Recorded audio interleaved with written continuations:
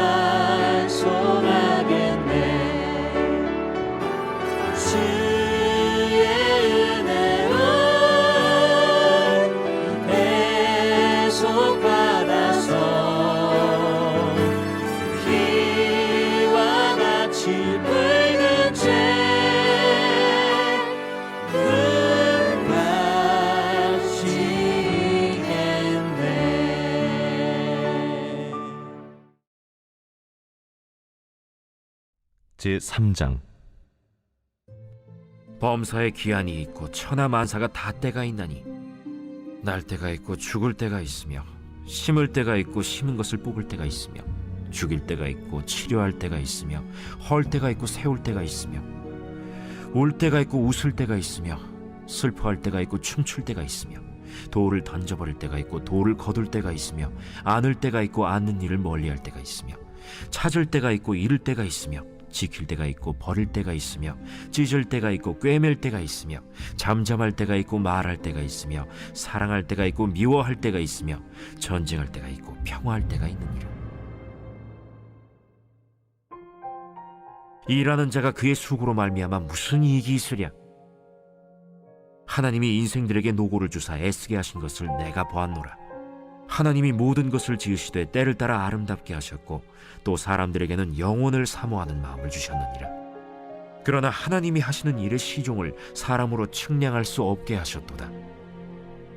사람들이 사는 동안에 기뻐하며 선을 행하는 것보다 더 나은 것이 없는 줄을 내가 알았고 사람마다 먹고 마시는 것과 수고함으로 낙을 누리는 그것이 하나님의 선물인 줄도 또한 알았도다.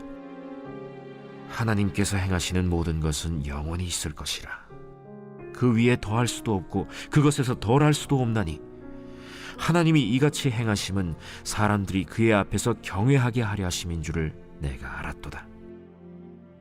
이제 있는 것이 옛적에 있었고 장래에 있을 것도 옛적에 있었나니 하나님은 이미 지난 것을 다시 찾으시느니라.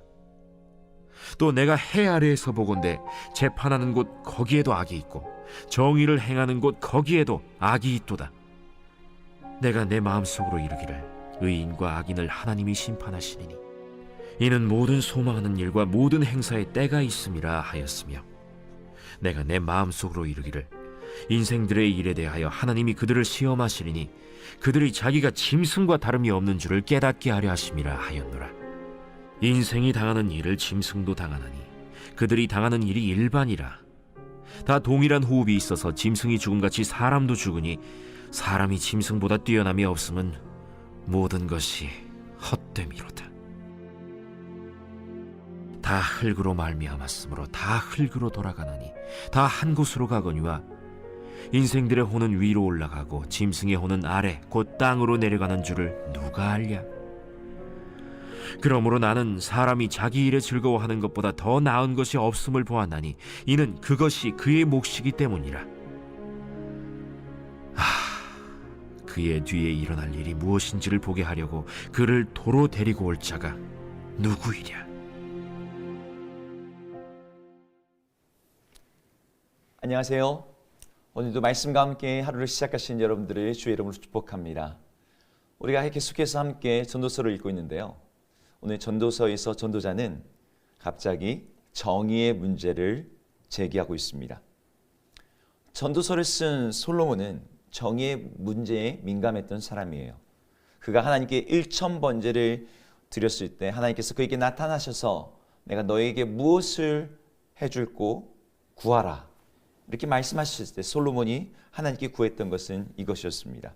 내 아버지 다윗이 성실과 공의와 정직한 마음으로 주와 함께 주 앞에서 행했습니다. 그런데 저는 아직 어립니다. 그러니 누가 주의 이 많은 백성을 재판할 수 있겠습니까? 듣는 마음을 저에게 주사 주의 백성을 재판하여 선악을 분별하게 하옵소서라고 솔로몬이 하나님께 구했죠. 솔로몬이 구했던 이 듣는 마음은 재판을 위한 것이었고 선악을 분별하기 위한 것이었습니다. 하나님은 이런 솔로몬의 간구를 기뻐하셨고 그에게 실제로 하나님이 지혜를 가지고 재판할 수 있도록, 그래서 누구도 판결하기 어려운 난해하고 힘든 상황 속에서 진리를 드러내고 정의를 지켜내는 재판을 할 수 있도록 이 솔로몬에게 지혜와 능력을 더하여 주셨습니다. 솔로몬의 실제 법정에서 죄와 악은 분별되었고 선함을 격려했고 의로움을 지켜내는 그런 일들이 있었어요. 그러나 그것이 자신의 법정에서 그런 일이 일어났다 할지라도 다른 일반 법정 모두가 그런 것은 아님을 솔로몬이 알게 되었습니다. 재판관의 성향에 따라서, 죄의 문제의 복잡성에 따라서, 피고인과 고소인의 어떤 사회적 지위에 따라서, 재판관과의 어떤 관계에 따라서 선과 악의 구별이 희미해졌고 판결은 어느 한쪽으로 기울여지기 일상이었어요. 솔로몬은 인정하지 않을 수 없는 거죠. 정의와 공의가 지켜져야 될 이 법정에서조차도 악이 존재하고 있다는 것을, 결백한 사람을 죄인으로 규정해버리고 죄 있는 사람에도 불구하고 오히려 무혐의로 풀려나는 그러한 법정을 보면서 정의의 마지막 보루와 같은 이곳마저도 악이 자리하고 있다는 것, 그것은 세상이 얼마나 부조리한 곳인지를 드러내고 있는 현장이었습니다. 우리나라 역사에서도 그런 일들이 비일비재해 있죠. 1988년도에 서울 올림픽이 성공적으로 마친 후에 서울 한복판에서 한 그 감옥의 탈주범들이 무장 인질극을 벌였습니다. 그때 그들이 외쳤던 유명한 말이 있었죠. 무전유죄, 유전무죄. 돈 있는 사람에게는 죄도 죄가 아니게 되고 돈 없는 사람은 돈 없는 그것 자체가 죄가 되어서 벌을 받게 되는 이 사회를 그렇게 외쳤습니다. 현대 사회만이 아니라 고대로부터 인간의 삶과 사회에는 이러한 악이 자리 잡고 있는 거예요. 법정의 타락, 정의 속에 자렸고 이 악의 실체를 보면서 전도자는 오늘 본문에서 이렇게 결론 내립니다. 의인의 죽음과 악인의 죽음이 별 다르지 않다고. 그런 점에서 사람의 죽음은 동물의 죽음과 같다고 얘기합니다. 의롭게 사는 것이 그 결과에 따라서 뭔가 더 나은 보상과 결과를 가져오는 것이 아니라, 그리고 악인의 삶이 의인보다 더 비참하고 참혹하게 끝나는 것이 아니라는 점에서 죽음은 사람을 동물과 별반 다르지 않게 똑같이 썩어서 소멸되어서 흙으로 돌아간다는 점에서 인간의 어떤 삶의 의미가 더 낫지 않다는 것이죠. 모두가 헛된 것이라는 것입니다. 물론 솔로몬은 세상의 법정이 죄악에 대한 최종 판결을 내리는 곳은 아니라는 것을 알고 있었어요. 하늘의 최종 법정에서 하늘의 재판장이신 하나님께서 의인과 악인을 심판하고 판결하고 계시다는 것을 그는 믿고 있었습니다. 그러나 전도자는 여전히 의심했어요. 오늘 본문 21절에 이렇게 말하는데요. 인생들의 혼은 위로 올라가고 짐승의 혼은 아래 곧 땅으로 내려가는 줄 누가 알랴. 이것은요, 말 그대로 모른다라는 뉘앙스의 표현입니다. 죽음 이후의 삶에 대해서 전도자는 확신하지 못했어요. 죽음 이후의 삶에 대해서 확신하지 못하는데 하물며 그 이후에 하나님의 판결이 죽은 사람들에게 어떠한 영향을 줄지를 그가 뭐라고 말할 수 있는 내용이 없는 거죠. 이것이 전도자가 경험적으로 혹은 그가 통찰해서 얻고 있는 지혜의 한계였습니다. 전도자가 의문을 제기했던 법정 정의의 몰락과 악이 그곳에서조차도 자리 잡고 있다는 것은 하나님의 아들 예수 그리스도의 죽으심에도 잘 드러납니다. 예수님의 십자가 처형은 전도자의 오늘의 어떤 지적을 명백하게 보여주고 있는 장면이에요. 유대인들은 무죄했던 예수님을 대제사장의 종교법정, 사내들인 법정에 세워서 신성모독이라고 판결했습니다. 로마의 법정에서도 빌라도가 무죄를 말했음에도 불구하고 우겨서 십자가형을 받아냈어요. 유대인의 종교법정도 로마인의 사회법정에서도 모두 악이 정의를, 공의를 뭉개뜨렸습니다. 이런 세상에서 과연 정의롭게 사는 것이, 바르게 사는 것이 무슨 의미이며 모두가 짐승처럼 죽는 그 앞에서 정의 운운하는 것이 얼마나 우스운 일이겠어요. 그러나 예수님의 십자가 사건은 불의와 악이 죽음을 무기로 삼아서 득세하고 있는 이 세상의 모든 이 통치, 죄와 사망이 다스리고 있는 이 세상 나라, 그래서 모든 것을 허무하고 헛되게 하고 있는 이 판세를 완전히 뒤집어 엎으시는 것이었습니다.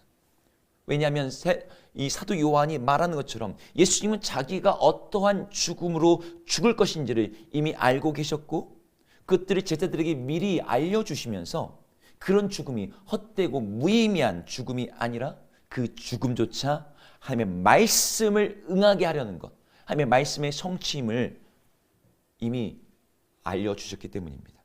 더 나아가서 그 뒤에 예수님은 의로운 자를 일으키시는 그 부활을, 그리고 영생하는 몸을, 정의와 불의에 대한 영원의 심판이 있음을, 그리고 영원한 나라가 이제 이 땅에 이미 시작되었고 완성될 것임을 보여주셨어요.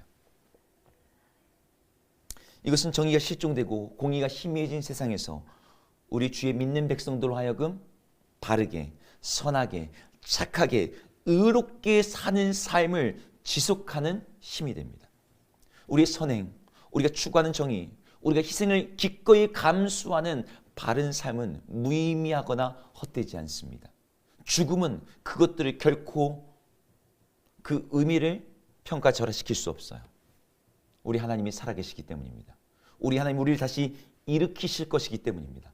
우리 하나님이 심판하시며 우리 하나님이 갚아주시며 우리 하나님께서 선함에 대해서 인정해 주시기 때문입니다.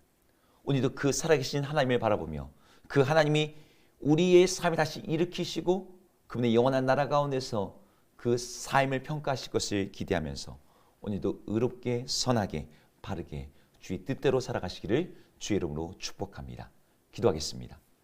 하나님, 오늘 전도자는 자신의 법정에서조차 세상의 법정에서 악이 존재하고 있음을 바라보면서 정의를 추구하는 삶이, 바르게 사는 삶이 어떤 의미가 있는가에 대해서 회의적인 태도를 보입니다.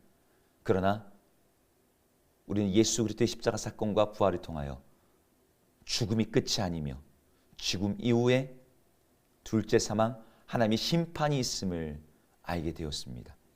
하나님 그 심판은 우리의 삶이 하나님께서 어떠했는지를 완전히 평가할 것이며 그것으로 말미암아 우리 삶이 영원한 나라를 상속받을 수 있음을 말해줍니다.